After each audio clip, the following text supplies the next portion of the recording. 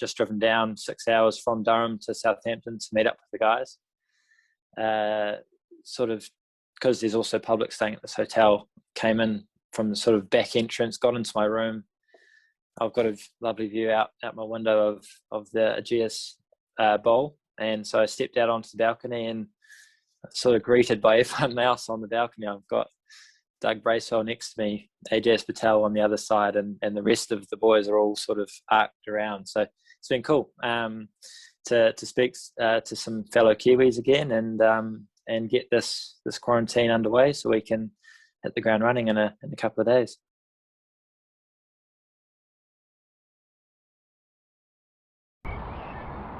Each comes in and bowls, and that is a beautiful, beautiful drive for 4 runs, and excellent work from Will Young.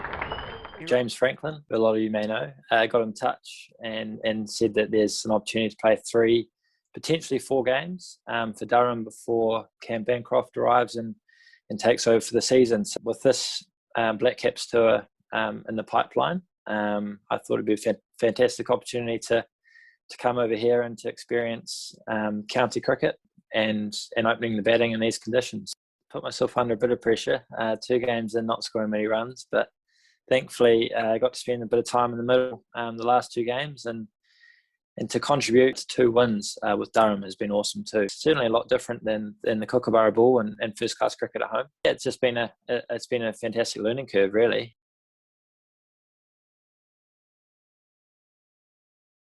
It's really exciting. I think the first step is getting out of the tight bubble and then looking forward to starting that preparation in terms of adjustment to conditions and catching up with the guys. It's always exciting when there has been a period of time away from the team, and look forward to that. But also, obviously a period at cricket there. So 3 tests, naturally 2 against England and the Test Championship final. And I guess for us, it's a progression thing that's important. And in 3 tests, there's every opportunity to do that. So we know we're up against some really tough challenges, but I know the guys are really excited to face those. And like I say, the first step is getting out and preparing for it. I know they've got a lot of Test cricket coming up, starting I think with us, and then India and Australia, and obviously 5 Test match series. So I suppose for them, and we try to do the same when we know there's a huge volume of cricket, you need to manage that as best you can. Look, they're world-class players, but they do have a huge amount of depth, and a lot of world-class players are in that squad. So that's a credit to the cricket that's been played here in the UK, and the amount of talented players that are getting opportunities and putting their hands up for opportunities. So we know we're going to be up against a really tough challenge come the first test. Yeah, I mean, they're legends of the game, aren't they? And still playing and fit and still doing as well as they've ever done. So naturally, they're like I mentioned, world-class players and both in the squad. Know these conditions better than anyone. So incredible careers that are still going and still at the heights of their games. He's like, I talk about idols in the team, and he's definitely one of them, and he's a world-class player, and he has been for the last 10 years. So I think every single opportunity I have to mingle with him would be amazing. And from learning from such a world-class player is, which I don't know, I can't really put into words because he's such a special cricketer. So being able to share a dressing room with him is an incredible feeling, I think from watching him, just his hunger for runs, it just looks like he wants to score a double hundred every time he goes out to bat. And I admire that incredibly. And like the temperament to be able to do that, the temperament to win Test matches for New Zealand is incredible. And I think the way he goes about it, such a humble bloke, and he just personifies the good Kiwi man, and just being able to kind of witness that in person is going to be amazing, I think. Obviously, really exciting young talent, and bat and bowl left arm ortho, which obviously is a really valuable asset, and come through the grades and played domestic cricket for a few years now, and obviously been involved in A cricket as well, and done really, really well. So, really exciting opportunity for him on his first Test tour. Oh, I'm sure he'll fit in really, really well. He's got a few teammates here and a few other youngish guys around, and a few old heads, but it's all part of the fun, and I'm sure he'll be eager to get into training and out of quarantine like all of us. Whatever cricket's going on around the world, I like to sort of keep tabs on, and definitely like watching county cricket and kind of following scores is awesome. And there'll be a 4-day fixture out here starting tomorrow, so that's going to take up a lot of my time, just sitting on the balcony and watching that. So yeah, it's not necessarily statistics, but definitely tuning into some of the games. I have been, yeah.